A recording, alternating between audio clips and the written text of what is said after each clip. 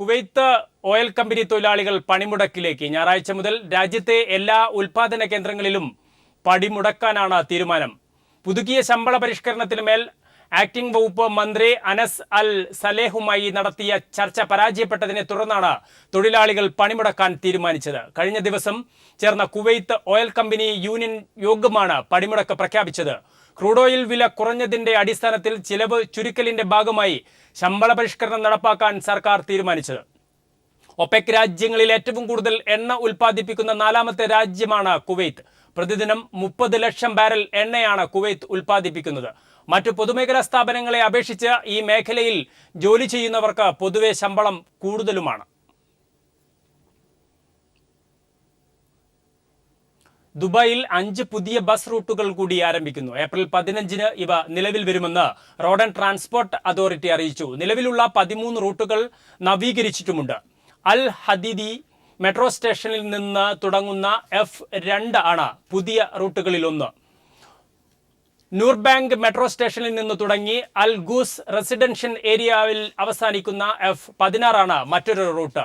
നൂർബാങ്കിൽ നിന്ന് തുടങ്ങി അൽ Khail gate വരെ നീളുന്ന F17 Ibnu Battuta metro station മുതൽ ഡിസ്കവറി ഗാർഡൻസ് വരെയുള്ള F42 ഈ 301 ഇന്റർസിറ്റി ബസ് സർവീസും പുതുതായി തുടങ്ങുന്നു. വൈദ്യുത ഉപഭോഗത്തിൽ കുവൈത്ത് ഒന്നാമതെന്ന് കണക്കുകൾ. പ്രതിവർഷം 15,700 കിലോ വാട്ടാണ് കുവൈത്തിലെ ശരാശരി ഉപഭോഗം. വൈദ്യുത ജല മന്ത്രാലയം ഉപസെക്രട്ടറി മുഹമ്മദ് ബുഷേരിയാണ് ഇക്കാര്യം അറിയിച്ചത്. വെള്ളത്തിന്റെ ഉപയോഗത്തിൽ കുവൈത്തിന് 3ാം സ്ഥാനമാണെന്നും അദ്ദേഹം അറിയിച്ചു. വൈദ്യുത ജല ഉപഭോഗം കുറച്ചുകൊണ്ടുവരുന്നതിനുള്ള നടപടികൾ നടന്നുവരികയാണെന്നും ഇതിന്റെ ഭാഗമായാണ് പുതുക്കിയ നിരക്കുകൾ നിർദ്ദേശിച്ചിട്ടുള്ളതെന്നും അദ്ദേഹം അറിയിച്ചു. ഉപഭോഗം കുറച്ചുകൊണ്ടുവരുന്നതിനായി റിന്യൂവബിൾ എനർജി, എയർ കണ്ടീഷനിംഗ് എന്നിവയിൽ സാധ്യതകൾ മന്ത്രാലയം ആലോചിക്കുന്നുണ്ടെന്നും അദ്ദേഹം കൂട്ടിച്ചേർത്തു.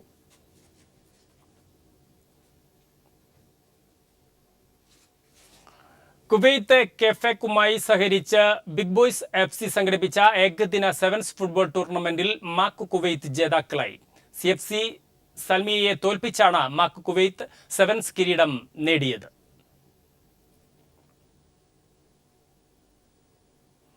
ദുബായിൽ നടന്ന ആരിക്കാടി പ്രീമിയർ ലീഗ് ക്രിക്കറ്റ് ടൂർണമെന്റിൽ ഫ്രഷ് ഹസ് ബുൾസ് ജേതാക്കളായി. ഫൈനലിൽ നിമാം സൂപ്പർ 11നെയാണ് പരാജയപ്പെടുത്തിയത്. 8 ടീമുകൾ അണിനിരന്ന മത്സരത്തിൽ ഉദ്ഘാടന ചടങ്ങിൽ നെല്ലറ Shamsuddin, Talhath forum group, Ali Nanki, Moin സീറൂട്ട്, shipping Abdurahman, ജംഷാർ Siddique അരിക്കാടി തുടങ്ങിയവർ പങ്കെടുത്തു. ടൂർണമെന്റിന്റെ ലാഭവിഹിതം ജീവകാരുണ്യ പ്രവർത്തനങ്ങൾക്ക് വിനിയോഗിക്കുമെന്ന് സംഘാടകർ അറിയിച്ചു. മറ്റു വാർത്തകളിലേക്ക്. ഉഗ്രസ്ഫോടനത്തോടെയുള്ള രാത്രി വെടിക്കെട്ടുകൾ ഹൈക്കോടതി നിരോധിച്ചു. പകൽ ശബ്ദ തീവ്രത കുറഞ്ഞ വെടിക്കെട്ട് ആകാം.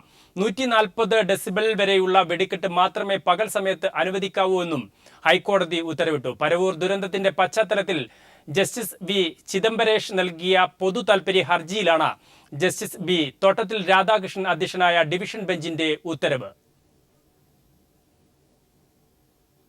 സർക്കാരിന്റെ വാദങ്ങൾ പൂർണ്ണമായും തള്ളുന്നതായിരുന്നു ഹൈക്കോടതി ഡിവിഷൻ ബെഞ്ചിന്റെ നടപടി. മത്സര കമ്പക്കെട്ട് തുടങ്ങും മുമ്പ് രാത്രി 9 മണിക്ക് ഉത്സവ കമ്മിറ്റിക്കാരെ സമീപിച്ച് ലൈസൻസ് ഉണ്ടോ എന്ന് അന്വേഷിച്ചുവെന്നും ലൈസൻസ് പിന്നീട് കാണിക്കാമെന്ന് ഉറപ്പു നൽകിയിരുന്നതായും ഉള്ള സർക്കാരിന്റെ മറുപടി കോടതി തള്ളി. സ്ഫോടക വസ്തു നിയമവും ചട്ടങ്ങളും ലംഘിക്കപ്പെട്ടുവെന്ന് വ്യക്തമാക്കി എക്സ്പ്ലോസീവ് ഡെപ്യൂട്ടി കൺട്രോളർ കോടതിയിൽ റിപ്പോർട്ട് സമർപ്പിച്ചു. ലൈസൻസ് ഇല്ലാത്തത് അടക്കമുള്ള 7 വീഴ്ചകളാണ് അദ്ദേഹം ചൂണ്ടിക്കാട്ടിയത്. 109 പേരുടെ മരണത്തിനിടയാക്കിയ സംഭവം ഉണ്ടായിട്ടും പോലീസ് ഇന്ത്യൻ ശിക്ഷാ നിയമത്തിലെ 304 വകുപ്പ് അനുസരിച്ചുള്ള കുറ്റം മാത്രമാണ് ചുമത്തിയത്. ഇത് അംഗീകരിക്കാനാകില്ലെന്നും എന്തുകൊണ്ടാണ് 300 വകുപ്പ് അനുശാസിക്കുന്ന മനഃപൂർവ്വമല്ലാത്ത നരഹത്യയ്ക്ക് കേസെടുക്കാത്തത് എന്നും കോടതി ചോദിച്ചു. ദേശവിരുദ്ധ ശക്തികളുടെ ഇടപെടൽ ഉണ്ടായിട്ടുണ്ടോ എന്ന കാര്യം പരിശോധിക്കണമെന്നും കോടതി പറഞ്ഞു. നിയമാനുസൃതമല്ലാതെ ഉത്സവങ്ങൾക്കും ആഘോഷങ്ങൾക്കും സ്ഫോടക വസ്തുക്കൾ ഉപയോഗിക്കുന്നത് ഇടക്കാല ഉത്തരവിലൂടെ കോടതി തടഞ്ഞു. ഉത്തരവ് കർശനമായി പാലിക്കാൻ കേന്ദ്ര സംസ്ഥാന സർക്കാരുകൾക്കും ഉദ്യോഗസ്ഥർക്കും കോടതി നിർദ്ദേശം നൽകി. എന്നാൽ 120 ഡെസിബലിൽ താഴെയുള്ള കദീനയും മറ്റും ഉപയോഗിക്കാമെന്നും കോടതി വ്യക്തമാക്കി. ജില്ലാ കളക്ടർ അനുമതി നിഷേധിച്ചിട്ടും വെടിക്കെട്ട് തടയുന്നതിൽ വീഴ്ച വരുത്തിയെന്നും ജനങ്ങൾക്കും സ്വത്തിനും സുരക്ഷ നൽകേണ്ട സർക്കാരിന് അതിന് കഴിഞ്ഞില്ലെന്നും കോടതി വിലയിരുത്തി. വീഴ്ച വരുത്തിയ പോലീസ് ഉദ്യോഗസ്ഥർക്കെതിരെ ക്രിമിനൽ നടപടി വേണമെന്നും കോടതി പറഞ്ഞു. നിലവിൽ നടക്കുന്ന അന്വേഷണത്തിന്റെ പുരോഗതി കോടതി പരിശോധിച്ചു. CBI അന്വേഷണം ആവശ്യപ്പെട്ടുള്ള ഉപഹർജികൾ ഫയലിൽ സ്വീകരിച്ച കോടതി വിഷുദിനത്തിൽ ചേരുന്ന പ്രത്യേക സിറ്റിംഗിൽ ഇതു സംബന്ധിച്ച തീരുമാനം കൈക്കൊള്ളും. News bureau, Kochi. ഹൈക്കോടതി ഉത്തരവിന്റെ പശ്ചാത്തലത്തിൽ തൃശൂർ പൂരം ചടങ്ങ് മാത്രമാക്കി മാറ്റിയേക്കും. പൂരം നടത്തണമെങ്കിൽ ഉന്നതതല ഇടപെടൽ വേണ്ടിവരുമെന്ന് ദേവസ്വംഘങ്ങൾ. വെടിക്കെട്ടില്ലെങ്കിൽ കുടമാറ്റവും ഉണ്ടാകില്ല. തിരുവമ്പാടി പാറമേക്കാവ് ദേവസ്വങ്ങളുടെ യോഗത്തിന് ശേഷമാണ് തീരുമാനം.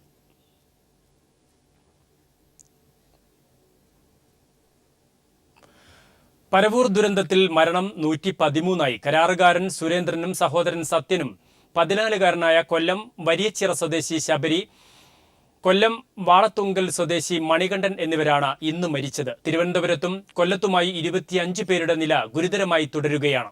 പരവൂർ ദുരന്തത്തിന്റെ പശ്ചാത്തലത്തിൽ വെടിക്കെട്ടുകൾ നിരോധിക്കുന്നതിൽ തീരുമാനമെടുക്കാൻ മറ്റന്നാൾ സർവകക്ഷി യോഗം ചേരാൻ മുഖ്യമന്ത്രിയുടെ അധ്യക്ഷതയിൽ ചേർന്ന ഉന്നതതല യോഗം തീരുമാനിച്ചു. നാടിനെ നടുക്കിയ പരവൂർ ദുരന്തമുണ്ടായി 3ാം ദിനത്തിൽ വെടിക്കെട്ടിന്റെ കരാറുകാരൻ സുരേന്ദ്രനും സഹോദരൻ സത്യനുമാണ് മരണമടഞ്ഞത്.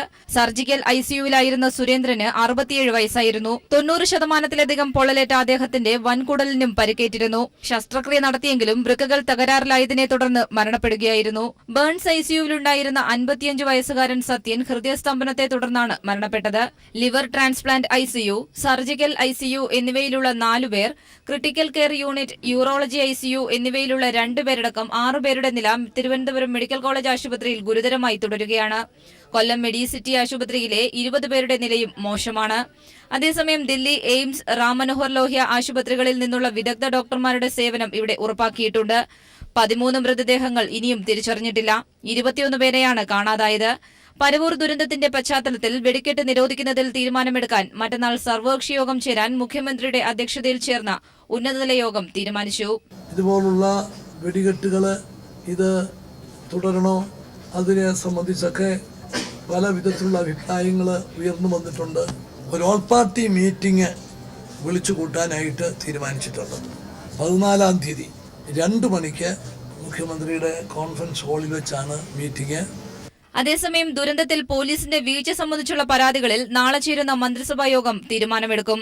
News bureau, Thiruvananthapuram. പരവൂർ വെടിക്കെട്ട് ദുരന്തത്തിൽ പോലീസിന്റെ വീഴ്ച സംബന്ധിച്ച് ആഭ്യന്തരമന്ത്രി രമേശ് ചെന്നിത്തല. കരിമരുന്ന് പ്രയോഗത്തിൽ പോലീസിനെ നിയന്ത്രിക്കാനാവുന്നില്ലെന്ന് ചെന്നിത്തല പറഞ്ഞു. പോലീസിന് വീഴ്ച പറ്റിയിട്ടുണ്ടോ എന്ന് അന്വേഷിക്കുമെന്നും ഉത്തരവാദികൾ ആരായാലും കർശന നടപടിയെടുക്കുമെന്നും ചെന്നിത്തല വ്യക്തമാക്കി. ആഭ്യന്തര വകുപ്പിന്റെ വീഴ്ച സമ്മതിച്ച രമേശ് ചെന്നിത്തല കരിമരുന്ന് ഉപയോഗം തടയാൻ പോലീസിനാകുന്നില്ലെന്നും തുറന്നു പറഞ്ഞു. ഇതുപോലെ കരിമരുന്നുകളെ ഒന്നും പോലീസിന് നിയന്ത്രിക്കാൻ കഴിയാത്ത നിലയിലാണ് ഇപ്പോൾ കാര്യങ്ങൾ നിൽക്കുന്നത്. കാരണം ഇവരുപയോഗിക്കുന്ന മെറ്റീരിയൽസിനെ സംബന്ധിച്ച് വ്യക്തമായ ധാരണകളില്ല. അനധികൃത പടക്ക നിർമ്മാണ കേന്ദ്രങ്ങൾ റെയ്ഡ് ചെയ്യുമെന്നും ചെന്നിത്തല അറിയിച്ചു.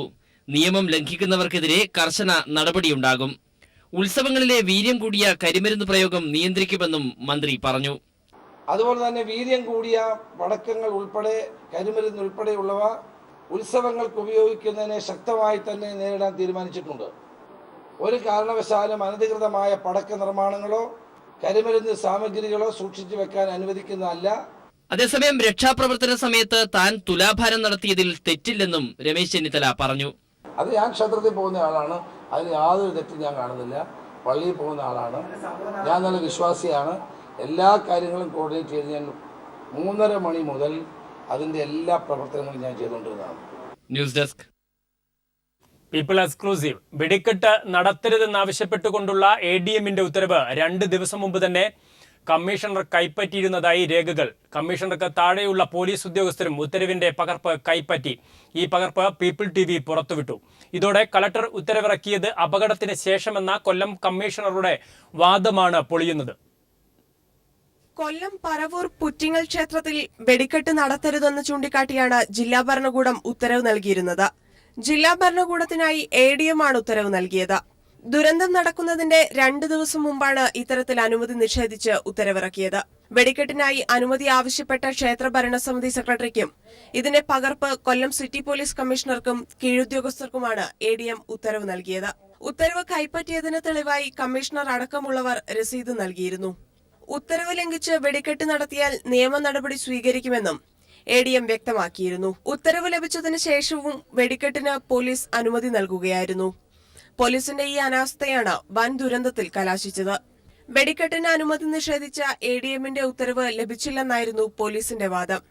ഉത്തരവിന്റെ പകർപ്പ് പുറത്തുവന്നതോടെ ദുരന്തത്തിന്റെ ഉത്തരവാദിത്വത്തിൽ നിന്ന് ഒഴിഞ്ഞുമാറാനുള്ള ശ്രമം പൊളിഞ്ഞു. അന്വേഷണത്തെയും പൊതുസമൂഹത്തെയും തെറ്റിദ്ധരിപ്പിക്കാനുള്ള പോലീസ് നടപടി വരും ദിവസങ്ങളിൽ കൂടുതൽ വിവാദങ്ങൾക്കിടയാക്കും. News desk people TV. വെടിക്കെട്ട് നടന്ന ദുരന്തഭൂമിയുടെ 2 കിലോമീറ്റർ ചുറ്റളവിലെ ജലസ്രോതസ്സുകൾ മലിനമായെന്ന് ആരോഗ്യവകുപ്പ് നടത്തിയ സർവേയിൽ കണ്ടെത്തി. മനുഷ്യമാംസവും വെടിമരുന്നും കിണറുകളിൽ കണ്ടെത്തിയതിനെ തുടർന്ന് വെള്ളം ഉപയോഗിക്കരുതെന്ന് ആരോഗ്യവകുപ്പ് മുന്നറിയിപ്പ് നൽകി. ആരോഗ്യവകുപ്പിലെ വിദഗ്ധ സംഘമാണ് ദുരന്തം വിതച്ച പുറ്റിക്കൽ ക്ഷേത്ര മൈതാനത്തിന് 1 കിലോമീറ്റർ ചുറ്റളവിൽ സർവേ നടത്തിയത്. സ്ഫോടനത്തിൽപ്പെട്ട മനുഷ്യരുടെ ശരീരാവശിഷ്ടങ്ങൾ ചിന്നിച്ചിതറി 1 കിലോമീറ്റർ വിസ്തൃതിയിൽ പതിച്ചിരിക്കാമെന്ന നിഗമനത്തിലും കരിമരുന്നിന്റെ അംശം അന്തരീക്ഷത്തിലെന്ന പോലെ ജലം ഉൾക്കൊള്ളുന്ന വിവിധ സ്രോതസ്സുകളിലും മലിനമാക്കാനുള്ള സാധ്യത കണക്കിലെടുത്താണ് ആരോഗ്യവകുപ്പിന്റെ നിർദ്ദേശം. സർവേ കഴിഞ്ഞതിന് ശേഷം കുടിവെള്ളം ഉൾപ്പെടെയുള്ള കാര്യങ്ങൾ ഞങ്ങൾ പരിശോധിച്ച് വേറെ കാര്യങ്ങൾ ചെയ്യാനാണ്. അതിന് ഈ പൊല്യൂഷൻ കൺട്രോൾ ബോർഡിന്റെ സഹായം വേണ്ട. ആരോഗ്യവകുപ്പിന്റെ ഇവിടെ നമ്മൾ പോകുമ്പോൾ 12 മണിയായി ബോഡി ഐഡന്റിഫൈ ചെയ്യുന്നത് മറ്റുള്ള കാര്യങ്ങളെല്ലാം ചെയ്തിട്ട് ഒരു മെഡിക്കൽ ലീവിനെ തന്നെ ഇവിടെ പോസിറ്റിട്ടുണ്ടായിരുന്നു. മാംസാവശിഷ്ടങ്ങൾ കൊണ്ട് നിറഞ്ഞ പ്രദേശത്ത് കുടിവെള്ളം മുഴുവനും മലിനമായി എന്നുള്ളതാണ് ആരോഗ്യ വിദഗ്ധരുടെ കണ്ടെത്തൽ. ഈ സർവേയുടെ അടിസ്ഥാനത്തിൽ കുടിവെള്ള സ്രോതസ്സുകൾ മുഴുവനും വെള്ളം കോരി വറ്റിക്കാൻ തന്നെയാണ് ബന്ധപ്പെട്ട അധികൃതരുടെ തീരുമാനം. പരവൂരിൽ നിന്ന് ക്യാമറമാൻ പ്രമോദ് പന്നിയോടിനൊപ്പം രാജ്കുമാർ. ശബരിമലയിൽ വെടിവഴിപാട് താൽക്കാലികമായി നിരോധിച്ചു. പത്തനംതിട്ട ജില്ലാ കലക്ടറുടേതാണ് നടപടി. പോലീസിന്റെയും ഫയർഫോഴ്സിന്റെയും റിപ്പോർട്ടിന്റെ അടിസ്ഥാനത്തിലാണ് ഉത്തരവ്. ശബരിമലയിൽ 420 കിലോഗ്രാമിലധികം വെടിമരുന്ന് സൂക്ഷിച്ചത് സുരക്ഷിതമല്ലായിരുന്നുവെന്നാണ് കലക്ടർക്ക് ഇരുവരും നൽകിയ റിപ്പോർട്ട്. വെടിവഴിപാട് നടത്തുന്നത് മതിയായ സുരക്ഷാ സംവിധാനങ്ങൾ ഇല്ലാതെ എന്നാണ് പോലീസ് കളക്ടർക്ക് റിപ്പോർട്ട് നൽകിയത്. ദേവസ്വം ബോർഡിന്റെ ലൈസൻസ് കാലാവധി കഴിഞ്ഞിട്ടും 420 കിലോഗ്രാം വെടിമരുന്ന് ശബരിമലയിൽ സൂക്ഷിച്ചിട്ടുണ്ട്. ഇത് സുരക്ഷയില്ലാതെയാണ്. മാത്രവുമല്ല, സ്ഫോടക വസ്തു സൂക്ഷിച്ച കെട്ടിടവും സുരക്ഷിതമല്ല. അതുകൊണ്ട് തന്നെ കരിമരുന്ന് ആരെങ്കിലും കൈക്കലാക്കിയാൽ അട്ടിമറി നടത്താനുള്ള സാധ്യതയും പോലീസ് തള്ളിക്കളയുന്നില്ല. നിലവിൽ വെടിവഴിപാട് നടത്താൻ പവന സുധീർ എന്നയാൾക്കാണ് ലൈസൻസ് ഉള്ളത്. എന്നാൽ ഇയാൾ ഈ പ്രദേശത്ത് വരാറ് പോലുമില്ല. വെടിമരുന്ന് ശേഖരിച്ചതിന് 50 മീറ്റർ അകലെ മാലിന്യം കത്തിക്കുന്നതും ഏറെ അപകടകരമാണ്. മാളികപ്പുറം ക്ഷേത്രത്തിന് താഴെയും ശബരിപീഠത്തിലും 10 കിലോഗ്രാം വെടിമരുന്ന് അലക്ഷ്യമായാണ് സൂക്ഷിച്ചിരിക്കുന്നതെന്നും ഭരണവിഭാഗം DYSP R പ്രദീപ് കുമാർ നടത്തിയ അന്വേഷണത്തിൽ കണ്ടെത്തിയിട്ടുണ്ട്. ഇതിനെക്കുറിച്ചെല്ലാം ദേവസ്വം അധികൃതരോട് ചോദിച്ചപ്പോൾ അവർ നിഷേധാത്മക നിലപാടാണ് സ്വീകരിച്ചതെന്നും റിപ്പോർട്ടിൽ പറയുന്നു. News bureau, Pathanamthitta. പുറ്റിങ്ങൽ ക്ഷേത്രത്തിലെ വെടിക്കെട്ട് അപകടം കണക്കിലെടുത്ത് ലക്നൌവിൽ പൂർണ്ണമായും വെടിക്കെട്ട് നിരോധിച്ചു. പടക്കങ്ങൾ അടക്കമാണ് നിരോധിച്ചത്. ദീപാവലി, ദസറ അടക്കമുള്ള ആഘോഷങ്ങളിൽ വർണ്ണവിസ്മയങ്ങൾ പോലും ഉപയോഗിക്കരുതെന്നാണ് ലക്നൌ മജിസ്ട്രേറ്റ് ഉത്തരവ് പുറപ്പെടുവിച്ചത്. കൊല്ലം പറവൂർ പുറ്റിങ്ങൽ ക്ഷേത്രത്തിലെ വെടിക്കെട്ട് ദുരന്തത്തിന്റെ പശ്ചാത്തലത്തിലാണ് വെടിക്കെട്ട് പൂർണ്ണമായി നിരോധിക്കാൻ ലക്നൌ ജില്ലാ ഭരണകൂടം തീരുമാനിച്ചത്. ഉഗ്ര സ്ഫോടനശേഷിയുള്ള ഗുണ്ട്, അമിട്ട്, കതിന എന്നിവ മുതൽ വർണ്ണവിസ്മയ പടക്കങ്ങൾ വരെ നിരോധിച്ചുള്ള ഉത്തരവ് ജില്ലാ മജിസ്ട്രേറ്റ് രാജശേഖർ പുറപ്പെടുവിച്ചു. ദീപാവലി, ദസറ മുതൽ ശാരദോത്സവം തുടങ്ങിയ പ്രാദേശിക ആഘോഷങ്ങൾക്ക് പോലും ഇനി മുതൽ ലക്നൌവിൽ ഒരു പടക്കവും ഉപയോഗിക്കരുതെന്നാണ് ഉത്തരവ്. നിരോധനം ലംഘിക്കുന്നവർക്കെതിരെ കർശന നടപടിയുണ്ടാകുമെന്നും ജില്ലാ ഭരണകൂടം വ്യക്തമാക്കി. പടക്കശാലകൾ പൂർണ്ണമായി അടച്ചുപൂട്ടാനും ജില്ലാ ഭരണകൂടം നിർദ്ദേശം നൽകി. പ്രാദേശികാഘോഷങ്ങൾക്ക് വർണ്ണവിസ്മയ പടക്കങ്ങൾ ഉപയോഗിച്ചുള്ള പാരമ്പര്യ ആചാരങ്ങൾ നിർത്തലാക്കുന്നതാണ് സമാധാനപരമെന്നും മജിസ്ട്രേറ്റ് ഉത്തരവിൽ വ്യക്തമാക്കുന്നു. 111 പേരുടെ മരണത്തിനിടയാക്കുകയും 400-ലധികം പേർക്ക് പരിക്കേൽക്കുകയും ചെയ്ത കൊല്ലത്തെ വെടിക്കെട്ട് ദുരന്തത്തിന്റെ പശ്ചാത്തലത്തിലാണ് ഈ തീരുമാനമെന്നും മറ്റു പ്രദേശങ്ങളിലും ഈ നിയമം നടപ്പാക്കണമെന്നും മജിസ്ട്രേറ്റ് രാജശേഖർ പ്രതികരിച്ചു. News bureau, Delhi. ബാങ്കുകൾ പിരിച്ചെടുക്കാനുള്ള കിട്ടാക്കടത്തിന്റെ കണക്കുകൾ അത്ഭുതപ്പെടുത്തുന്നുവെന്ന് സുപ്രീം കോടതി. ചെറിയ തുക ലോണെടുത്ത പാവപ്പെട്ട കർഷകരെ ബാങ്കുകൾ സമ്മർദ്ദപ്പെടുത്തി കടം തിരിച്ചടപ്പിക്കുമ്പോൾ കോടീശ്വരന്മാരെ പാപ്പരെന്ന് പ്രഖ്യാപിച്ച് കടം എഴുതിത്തള്ളുന്നത് കടുത്ത വിവേചനമല്ലേ എന്ന് കോടതി ചോദിച്ചു. വിശദീകരണം നൽകണമെന്നാവശ്യപ്പെട്ട് കോടതി കേന്ദ്ര സർക്കാരിനും ബാങ്കുകൾക്കും നോട്ടീസ് അയച്ചു. 1 ലക്ഷം കോടിയിലധികം രൂപ ബാങ്കുകൾ കഴിഞ്ഞ 3 വർഷത്തിനിടെ കിട്ടാക്കടമായി എഴുതിത്തള്ളിയെന്ന മാധ്യമ റിപ്പോർട്ടുകളുടെ അടിസ്ഥാനത്തിൽ സുപ്രീം കോടതി റിസർവ് ബാങ്കിന് നേരത്തെ നോട്ടീസ് അയച്ചിരുന്നു. ഈ നോട്ടീസിന് നൽകിയ മറുപടിയോടൊപ്പം 500 കോടിയിലധികം രൂപ തിരിച്ചടക്കാനുള്ളവരുടെ വിശദാംശങ്ങളും റിസർവ് ബാങ്ക് സമർപ്പിച്ചു. ഇത് പരിശോധിച്ച് ജസ്റ്റിസ് TS ഠാക്കൂർ അധ്യക്ഷനായ ബെഞ്ച് കിട്ടാക്കടത്തിന്റെ കാര്യത്തിൽ റിസർവ് ബാങ്കിന് ജാഗ്രത കുറവുണ്ടായെന്ന് വിമർശിച്ചു. ലോൺ എടുത്ത് തിരിച്ചടക്കാത്ത വൻ വ്യവസായികളുടെ പേര് വിവരങ്ങൾ പ്രസിദ്ധപ്പെടുത്താൻ കഴിയുമോ എന്ന കാര്യം പരിശോധിക്കുമെന്നും കോടതി വ്യക്തമാക്കി. ഈ കാര്യങ്ങൾ പരസ്യപ്പെടുത്താൻ കഴിയില്ല എന്ന നിലപാടാണ് റിസർവ് ബാങ്ക് സ്വീകരിച്ചത്. പാവപ്പെട്ട കർഷകർ ബാങ്കുകളുടെ സമ്മർദ്ദം മൂലം കൃഷിഭൂമി വിറ്റ് ലോൺ തിരിച്ചടക്കുമ്പോൾ വ്യവസായികളുടെ കോടിക്കണക്കിന് രൂപ എഴുതിത്തള്ളുന്നത് കടുത്ത വിവേചനമാണ്. ഈ വിഷയം ഗൗരവമായി പരിശോധിച്ച് വേണ്ട നടപടിയുണ്ടാകുമെന്ന് വ്യക്തമാക്കിയ കോടതി വിശദീകരണം നൽകണമെന്നാവശ്യപ്പെട്ട് ബാങ്ക്സ് അസോസിയേഷനും കേന്ദ്ര ധനമന്ത്രാലയത്തിനും നോട്ടീസ് അയച്ചു. കേസ് ഈ മാസം 26-ന് വീണ്ടും പരിഗണിക്കും. News bureau, Delhi. പിണറായി വിജയന് പിന്തുണയുമായി പത്തനാപുരം ഗാന്ധി ഭവനിലെ അമ്മമാർ. തെരഞ്ഞെടുപ്പിൽ പിണറായിക്ക് കെട്ടിവെക്കാനുള്ള തുക അവർ കൈമാറി. കേരളത്തിലെ സുമനസ്സുകൾ വെച്ചുപുലർത്തുന്ന പ്രതീക്ഷയാണ് ഇവരിലൂടെ കാണുന്നതെന്ന് പിണറായി വിജയൻ പറഞ്ഞു. ഇത് സർ CP കുടുംബത്തിലെ ചെറുമകൾ പാട്ടിയമ്മ. പാട്ടിയമ്മയെ പോലുള്ള കുറെ അമ്മമാരുടെ ആഗ്രഹമായിരുന്നു തെരഞ്ഞെടുപ്പിൽ പിണറായി വിജയനെ പിന്തുണയ്ക്കണമെന്നത്. പത്തനാപുരം ഗാന്ധി ഭവനിലെ ഈ അമ്മമാർ സ്നേഹോപഹാരമായിട്ടാണ് പിണറായിക്ക് തെരഞ്ഞെടുപ്പിൽ കെട്ടിവെക്കാനുള്ള തുക കൈമാറിയത്. 1200 പേരടങ്ങുന്ന ഗാന്ധി ഭവനിലെ സ്നേഹഗ്രാമം പഞ്ചായത്ത് ചേർന്നാണ് ഈ കൂട്ടായ തീരുമാനമെടുത്തത്. സാധുക്കളുടെ ജീവിതം നന്നാവണം എന്നതാണ് ഇതിനു പിന്നിലെ ആഗ്രഹമെന്ന് പാട്ടിയമ്മ പറയുന്നു. എനിക്ക് പൊളിറ്റിക്കല് ഒരിതും ടച്ചില്ല. സാധുക്കളുടെ ജീവിതം നല്ലാകണം, പണക്കാരൻ നമുക്ക് നല്ലാകണം. അതൊക്കെ ഇവരെല്ലാം ഈ പക്ഷിയൊന്നും നല്ലാകുന്ന സാധനമില്ല. അതുകൊണ്ട് കേരളത്തിലെ സുമനസ്സുകൾ വെച്ചുപുലർത്തുന്ന പ്രതീക്ഷയാണ് ഇവരിലൂടെ കാണാൻ സാധിക്കുന്നതെന്ന് തുക ഏറ്റുവാങ്ങിയ ശേഷം പിണറായി വിജയൻ പറഞ്ഞു. ഗാന്ധി ഭവനിലെ അമ്മമാരുടെ നല്ല മനസ്സിന് കൃതജ്ഞതയും പിണറായി രേഖപ്പെടുത്തി. കേരളത്തെക്കുറിച്ച് ഇതുപോലുള്ള സുമനസ്സുകൾ വെച്ചുപുലർത്തുന്ന പ്രതീക്ഷയാണ് നമുക്ക് കാണാൻ സാധിക്കുക. അവരുടെ മനസ്സിൽ ഒരു സ്ഥാനമുണ്ടായി എന്നതിൽ അതിയായ അഭിമാനം തോന്നുകയാണ്. കൈക്കുഞ്ഞു മുതൽ വയോധികർ വരെയായി 1200ഓളം പേരാണ് ഗാന്ധി ഭവനിലുള്ളത്. ഇതിൽ ഇവിടുത്തെ അമ്മമാരുടെ കൈത്തൊഴിൽ വരുമാനത്തിന്റെ ഒരു വിഹിതമാണ് പിണറായിക്ക് കൈമാറിയത്. News bureau, Thiruvananthapuram.